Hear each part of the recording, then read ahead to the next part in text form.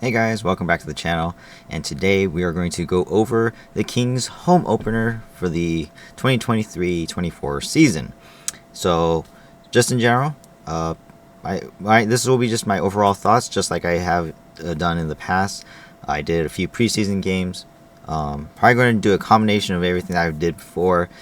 I don't know if this is going to be the way I'm going to do it going forward, but we'll see. But to start, the Kings lost 2-5. One was an empty net as well.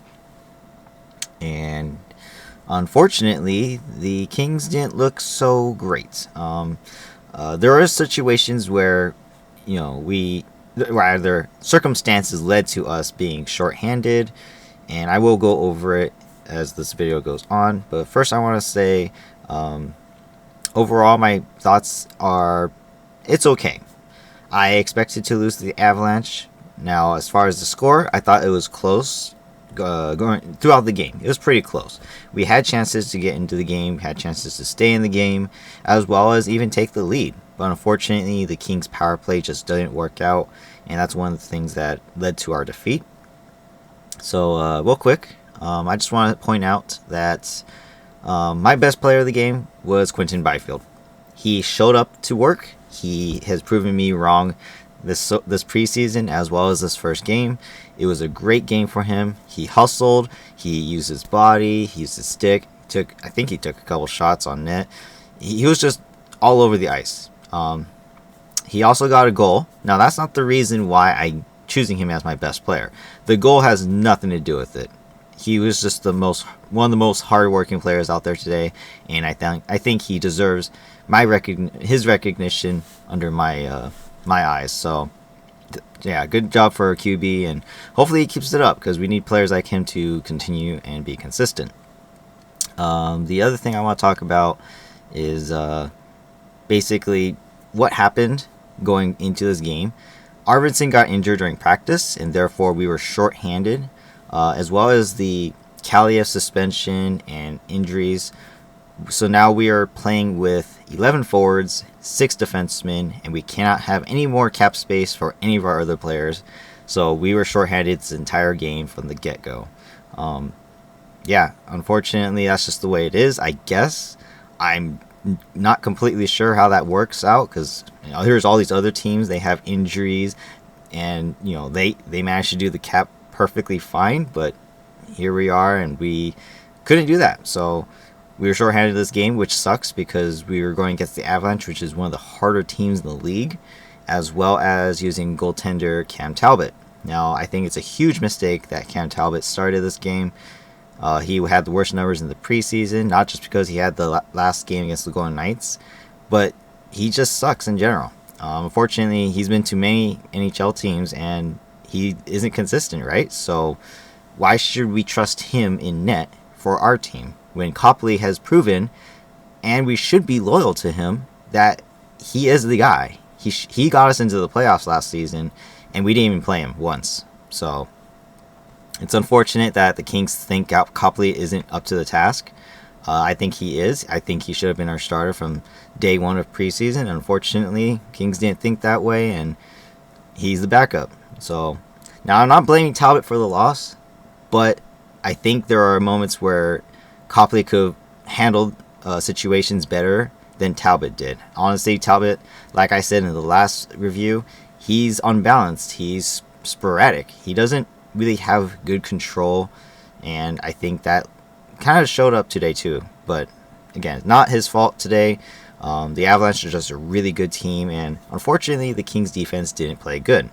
I can't say any of the defensemen were good at all. If I had to pick one to be the best, it'd probably be Doughty.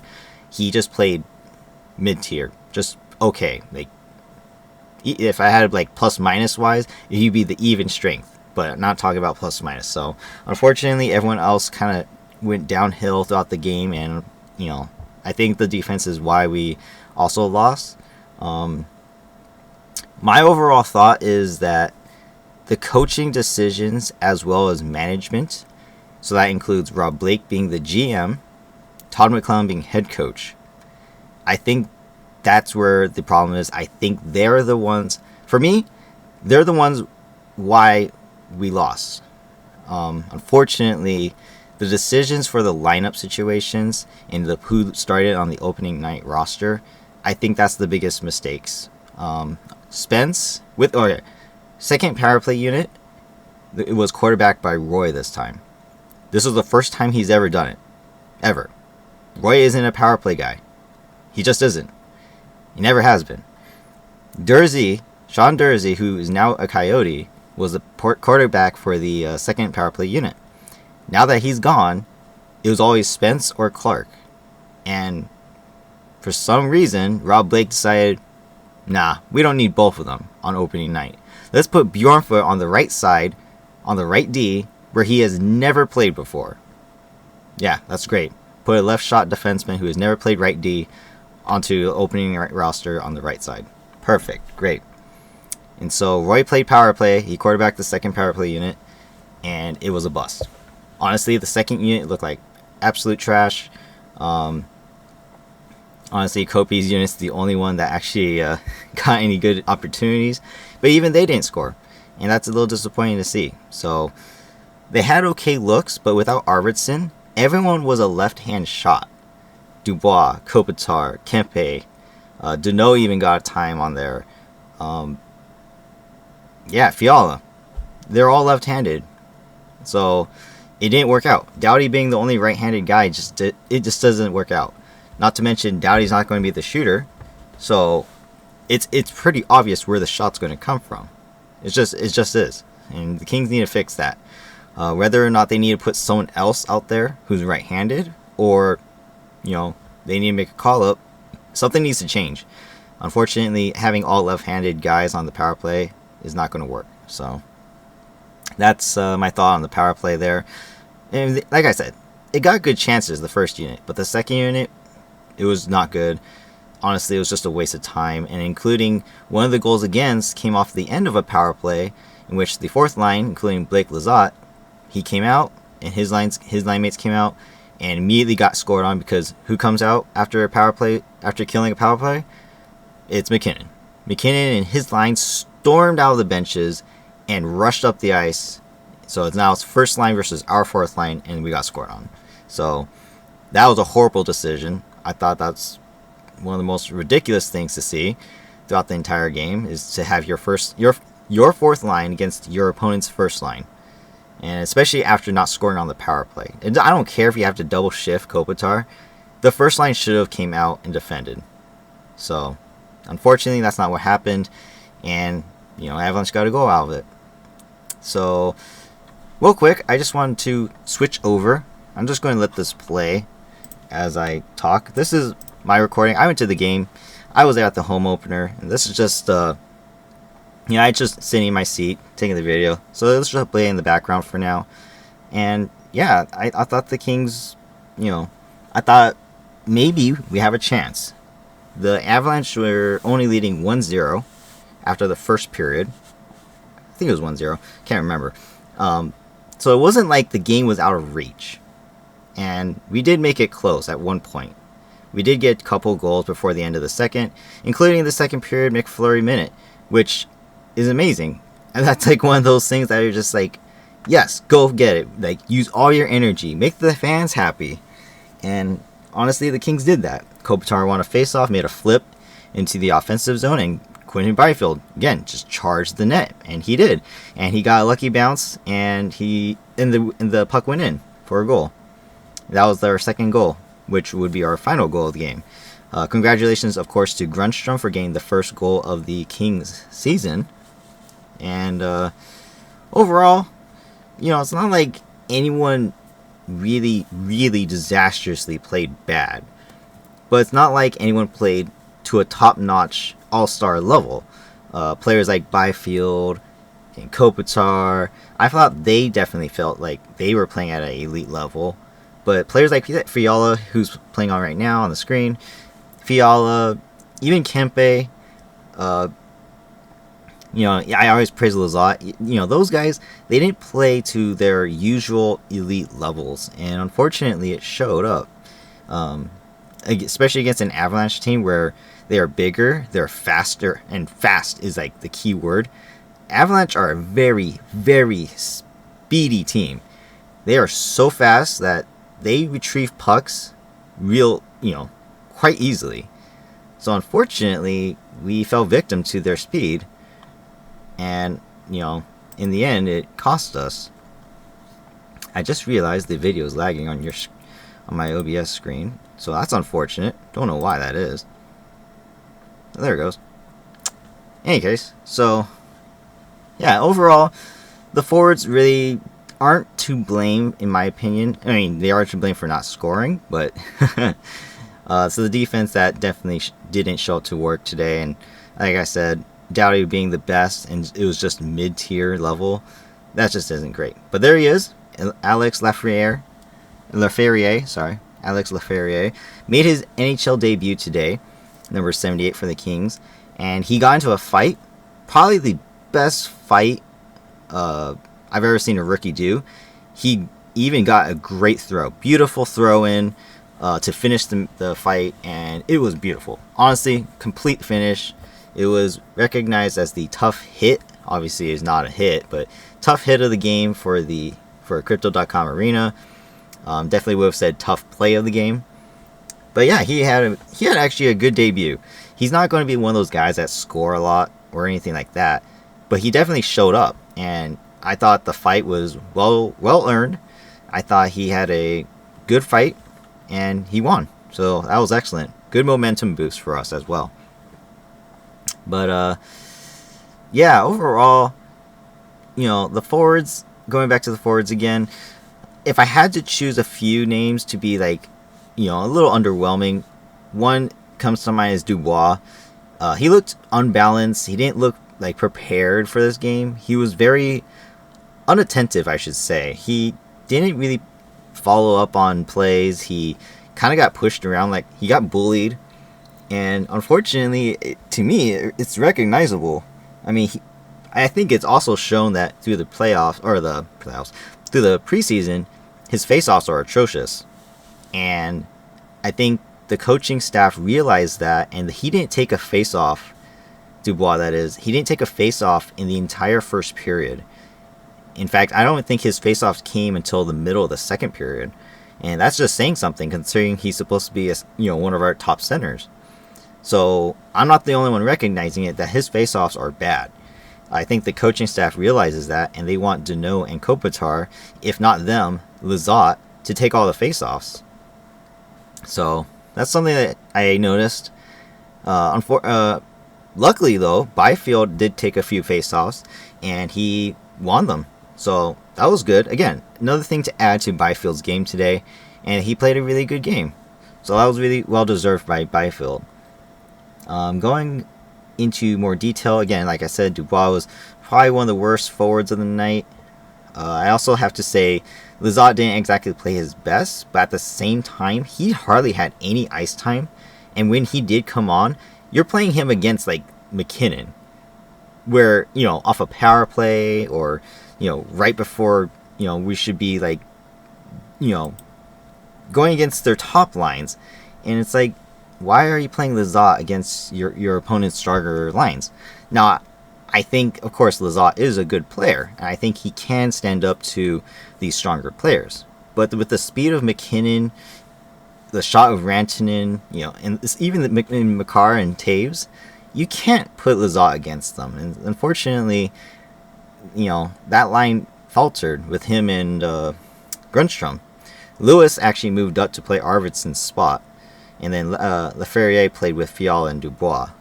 So unfortunately, it just didn't mix well. All the chemistry is broken because these guys haven't played with each other. Lewis didn't play on the second line with Doughty and Moore, and then Lafreniere didn't come in and play with Dubois and Fiala. So overall, it just didn't work out, and I think it definitely showed. So let's see. So yeah, I just want to show you guys some images too. So here's the starting lineups. This is the way it went out, and unfortunately, I don't agree with it, but it is what it is. On the right here, they have the defenseman Bjornfot on the left, Englund on the right. That's not how it actually happened throughout the game, but it is what it is. But Gavrikov and Roy, they didn't play to their normal levels, and I think Gavrikov was definitely lackluster as well. Again, like I said in the last game, he missed his shots, he's missing checks.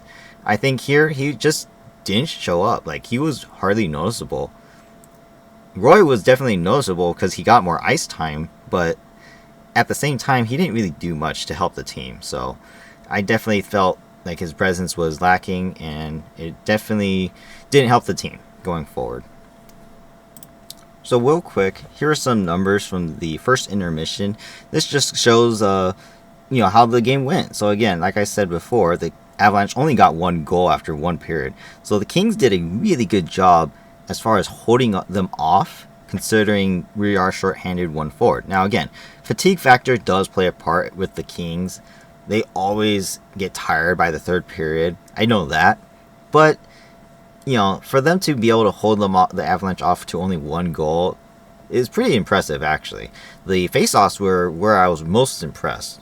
62% to their 38%. That's honestly amazing. Now, as far as power play, as you guys can probably see, it's 0 of 2.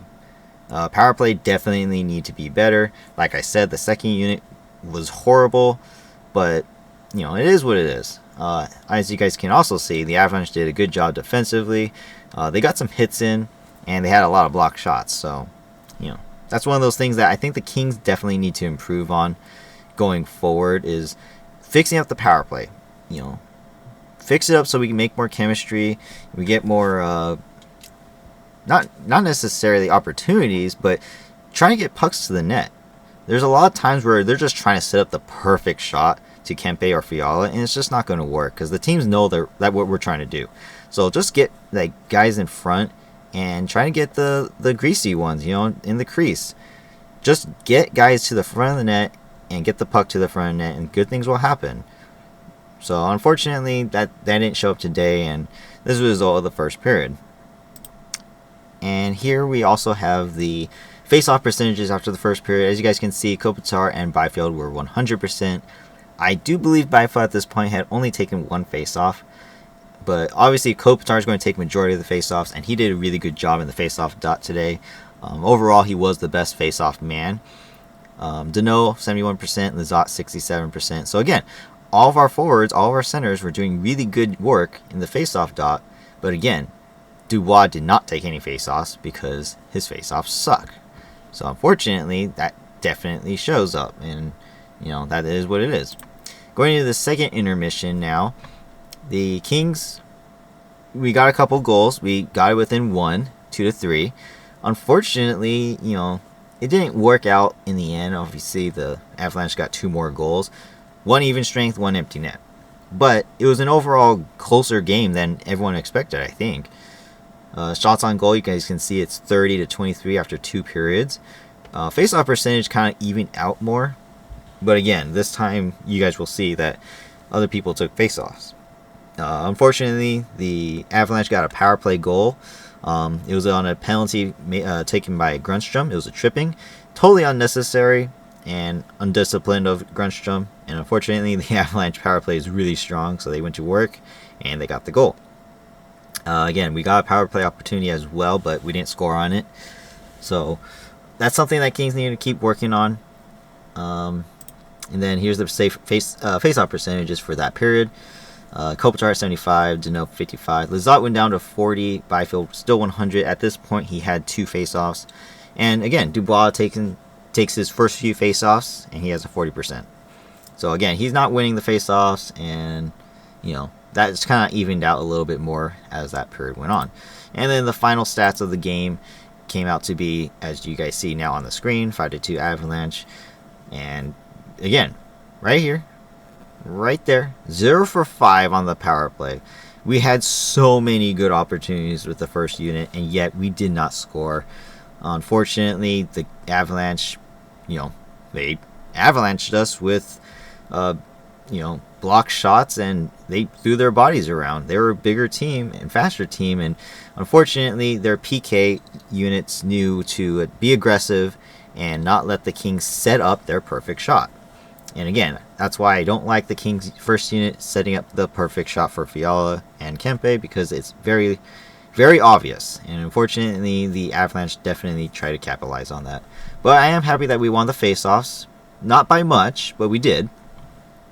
Unfortunately, the NHL app sucks, so here's your final stats of the game for each player. So I'm going to zoom in for you guys. Face-off percentage, Byfield.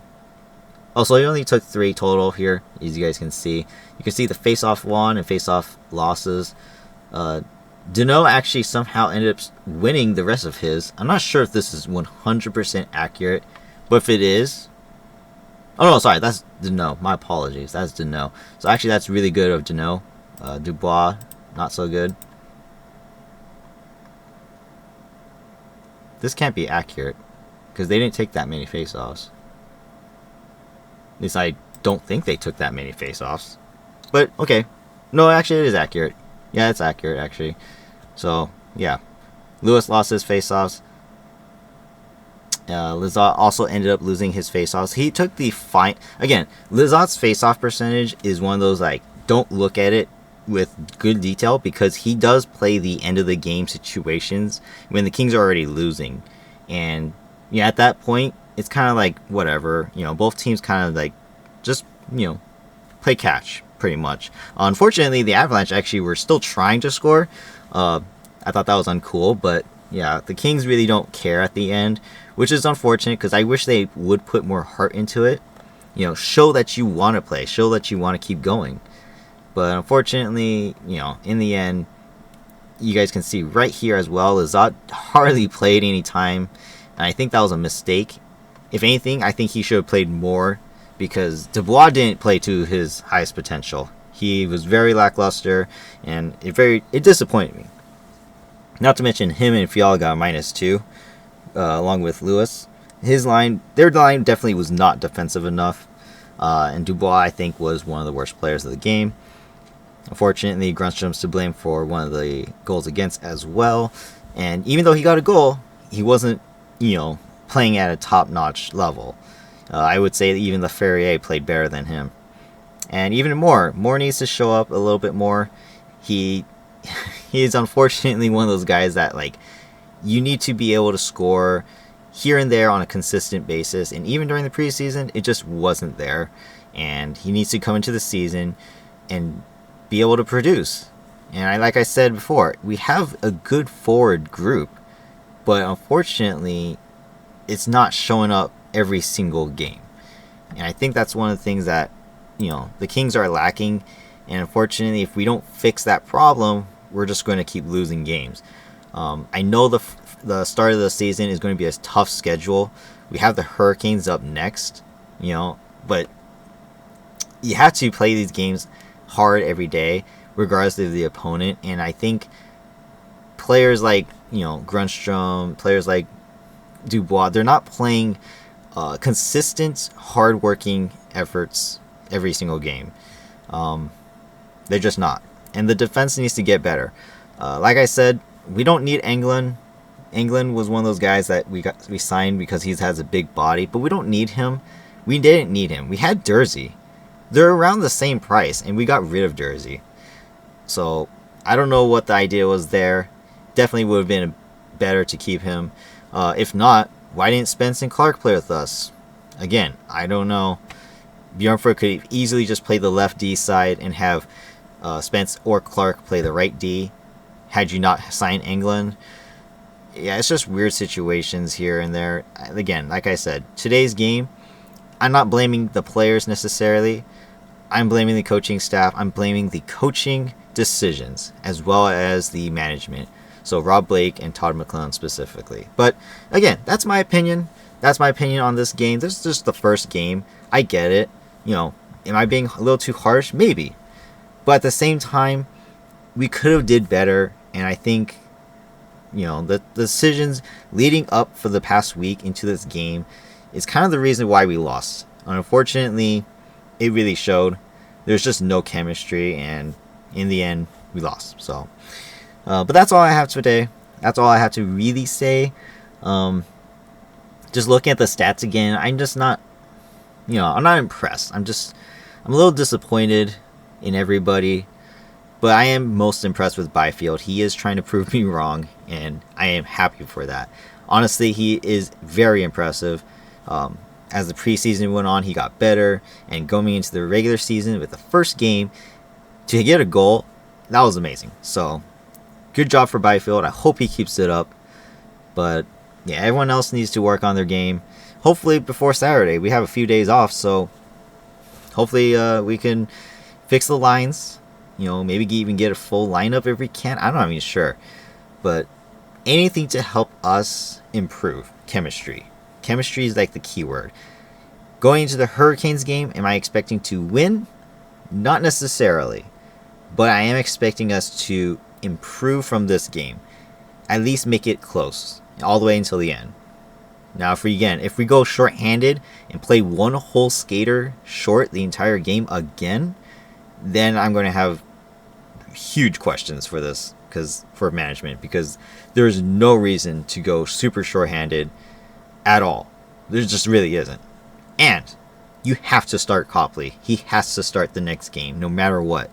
I don't care what Talbot's number. I don't care if Talbot had records saying he could shut out the Hurricanes every single day. You have to start Copley next game. It is like a must play. Copley is the starter. And if he gets destroyed in the Hurricane game, and it's all his fault, fine. You can just say it was my fault. But he needs to start, and I think he deserves it. He's the reason we got in the playoffs last season, and he deserves every bit of, of a chance to start and make us champions again. So, that's my opinion. Again, this is just one game. Let me know what you guys thought in the comments down below. As well as, if you guys liked the video, hit the like button. And, subscribe to the channel for more. Again, I'm going to try and do these pretty much after every game if I can. It's not going to be guaranteed 100%. But if I can, then I will. It will also mostly depend if I could get the stats. Again, the NHL app is pretty crap right now. It keeps breaking. Heck, I had to get the final results for the players, for the box scores, off the internet because the NHL app broke. It's not working. It just doesn't have the final stats. So, it is what it is. But I will try and make do with what I get, and hopefully it'll turn out better. But for now, that's going to be it for me. Hope you guys enjoyed this one. Hopefully the Kings improve. Like I said, it wasn't the worst game ever. And yeah, I was expecting us to lose. But there are some good moments. And Byfield, Ferrier, Kopitar, even Deneau playing okay. There's some things here and there that made me happy. And it was definitely still a fun game. Still fun to see the Kings, still try to match up against the Avalanche, even though they're totally outnumbered and, outpowered in every aspect. So, good for them, and hopefully it'll change next time we meet the Avalanche. But for now, that's it for me. Thank you guys for watching. Hope you guys have a great day, and go Kings go. Bye-bye.